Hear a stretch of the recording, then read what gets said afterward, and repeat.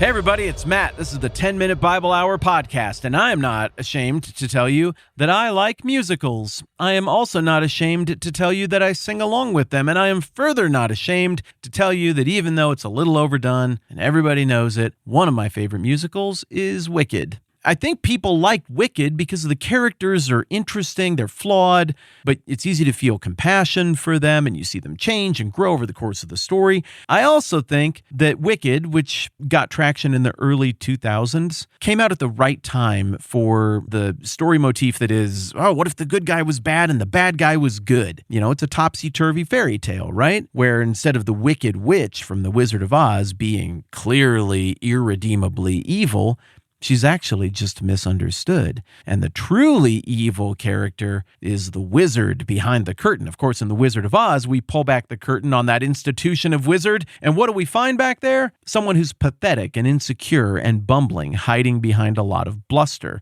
But in Wicked, the topsy-turvy version, we pull back the curtain on the wizard and discover it's not that he's bumbling or insecure. He's pure evil. The guy we think of as being the one who carefully attends to the needs of everyone is actually the worst, and he's exploiting the whole thing.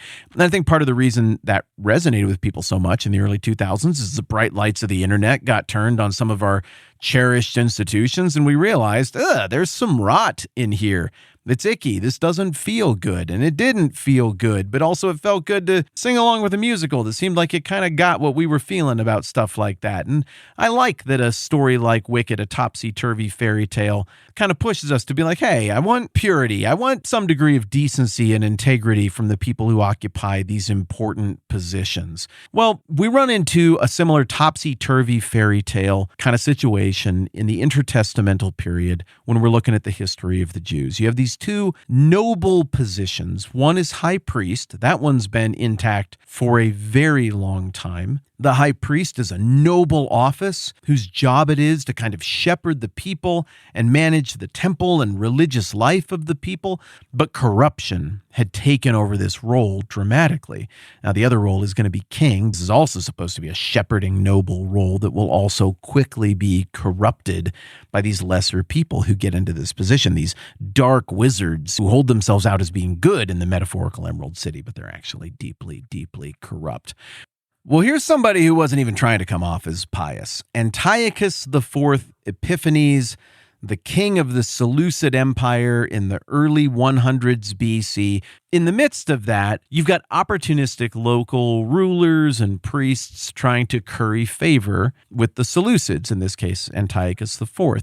The role of high priest in Israel is very valuable. There's a huge treasury there. There's huge influence and power there. Basically, it's a money factory. And there's a guy named Jason, who we talked about yesterday, who goes and buys. The term for this, again, is simony or simony, named for Simon Magus, who tried to buy religious office and power from Peter in the book of Acts. He goes and buys the office of the high priest. Well, that kind of feels like the corrupt wizard from Wicked.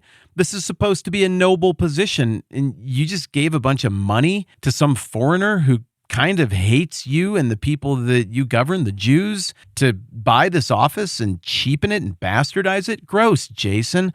What the heck are you doing? Jason pushes his luck a little further and is like, hey, I also want to restructure Jerusalem in the style of a Greek city-state, a Greek polis. And Antiochus IV is like, yeah, I want things to be more Greek.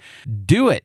And so this Jason guy, this high priest, weasels his way into basically being in charge of Jerusalem. And it looks like he's starting to make very Greekifying changes as the high priest of God, of the Jews. I mean, it's so backwards. He's supposed to be doing the opposite thing. Well, live by the sword, die by the sword. Another guy comes along named Menelaus, and he's like, wait, we can just buy the high priesthood of Jerusalem, and then you kind of make him de facto king of Jerusalem? Well, I would want that, and I have a ton of money. So Menelaus goes to Antiochus IV, who also likes money, and is like, hey, I heard you like money. And Antiochus IV is like, I adore it. I love it. What did you have in mind?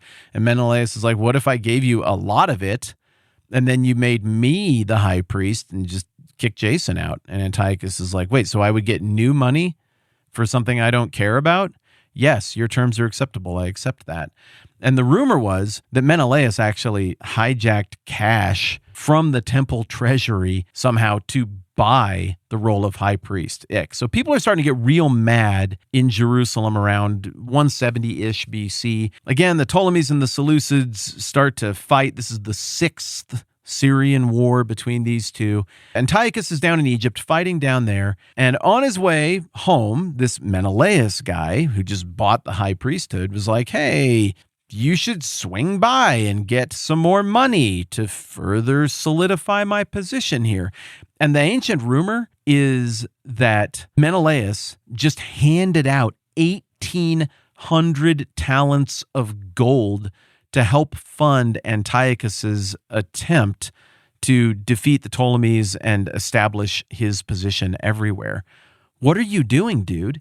You're supposed to be the custodian of that, not give it all away to somebody else. Also, I'm totally pulling out my phone here because I want to run the numbers on 1,800 talents of gold. Okay, so gold. Okay, a talent of gold it's 60 pounds. Sometimes in the ancient world, a talent of gold is up to 120 pounds, but the average seems to be about 60. That's what's called a Babylonian talent. So 60 pounds. And there are 16 ounces in a pound, so 60 times 16. All right, so 960 ounces of gold per talent. And then there's 1,800 talents, so times 1,800. Okay, so that's 1.7, am I doing this right? 1.7 million ounces of gold. As of today, that's worth about $4,050 a pop. So that is a lot. That's like $7 billion in today's money. So just once again, this fake high priest Menelaus, that's a Greek name. He's not even Jewish, or if he is, he's hiding his Jewishness. He just handed out $7 billion worth of gold to an oppressor and occupier of the Jewish people from the Jewish temple. And what do you know?